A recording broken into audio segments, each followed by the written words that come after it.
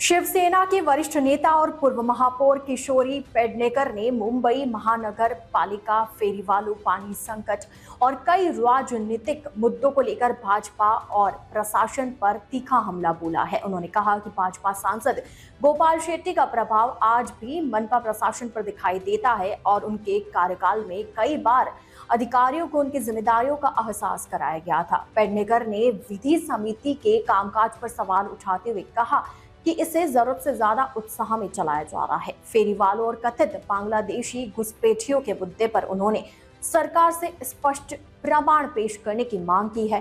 हिंदी भाषा विवाद पर उन्होंने कहा कि शिवसेना को हिंदी से कोई आपत्ति नहीं है, लेकिन मराठी महाराष्ट्र की पहली मातृभाषा है।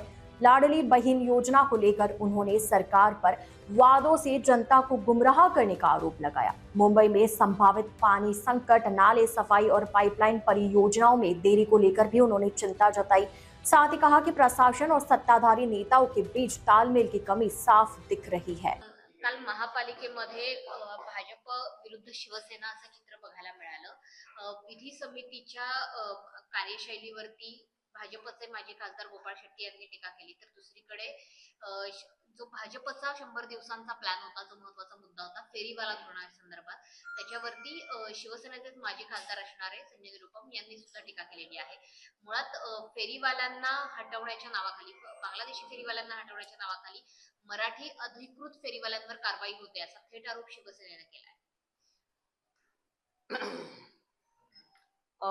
पहिल्या प्रश्नाचं उत्तर असं असेल की विधी समितीच्या वरती जे काही प्रश्नचिन्ह निर्माण केले आणि ते पण गोपाळ शेट्टी, एक तर गोपाळ शेट्टी भले भाजपाचे जरी असले तरी महानगरपालिकेवरती त्यांचा पगडा आहे।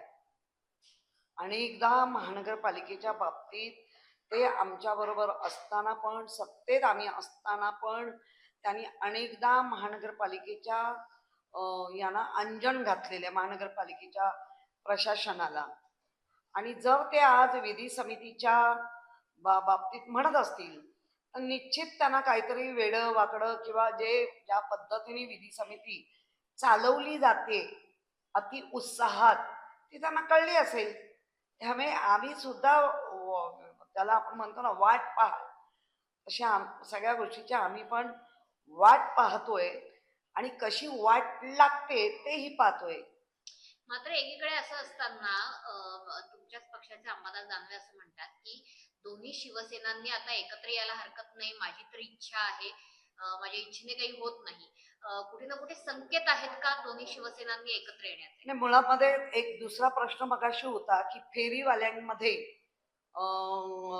रोहिंगे मिळत आहेत का, तर त्याचं उत्तर महापौर अजूनही देत नाही। नुसतं हवेत असं असं जे काय म्हणतात ना तरंगणं, तेच चाललंय। आणि स्वतःच 100 दिवस आम्ही केलं, आम्ही काय केलं काय।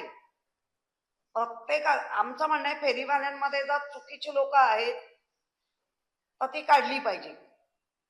आता दाखवा ना कुठून काढली, कशी काढली, काय केलं।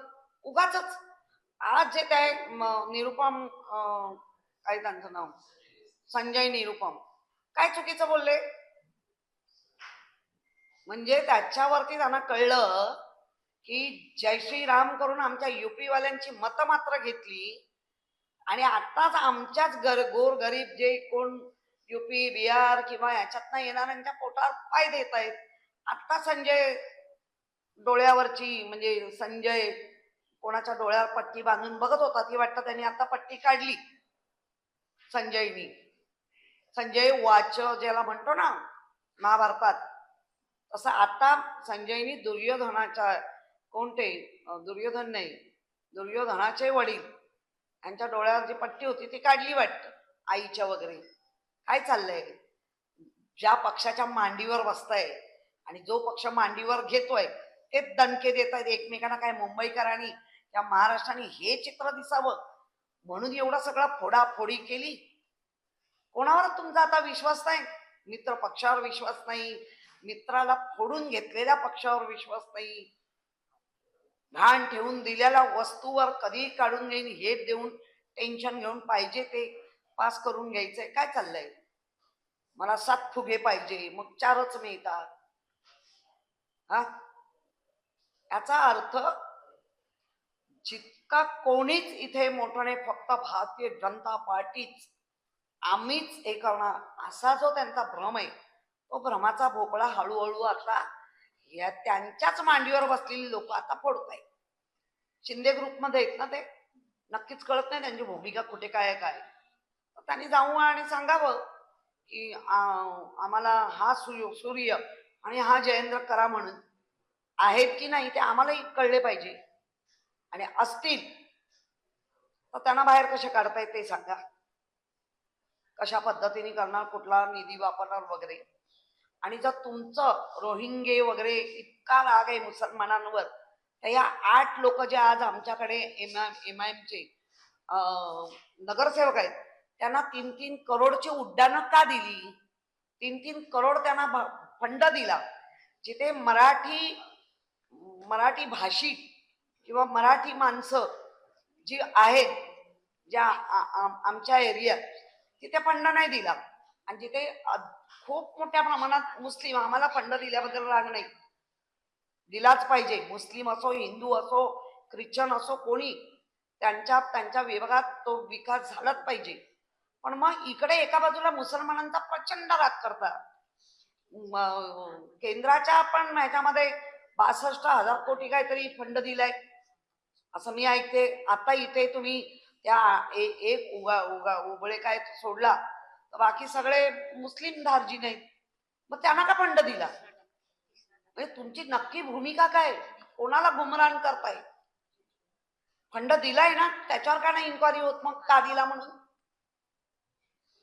मग तुमचं तिकडे साठेल होतं आणि उगाचा गोर गरीब कोणी असेल, मग तो बिहारी असेल, युपी असेल, राजस्थानी असेल, मुस्लिम असेल, या कोणी असेल, फेरीवाल्यांचं हातावरची पोट आहे.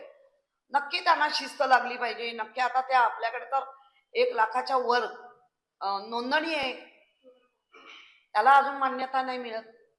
आणि नुसत्या रोहिंग्यांच्या नावावर मग जे कॉलेजच्या बाजूने जे ड्रग विकतायत नायजेरियन, ते चांगल्या पाळणीत राहतायत, त्यांचं काय करायचं?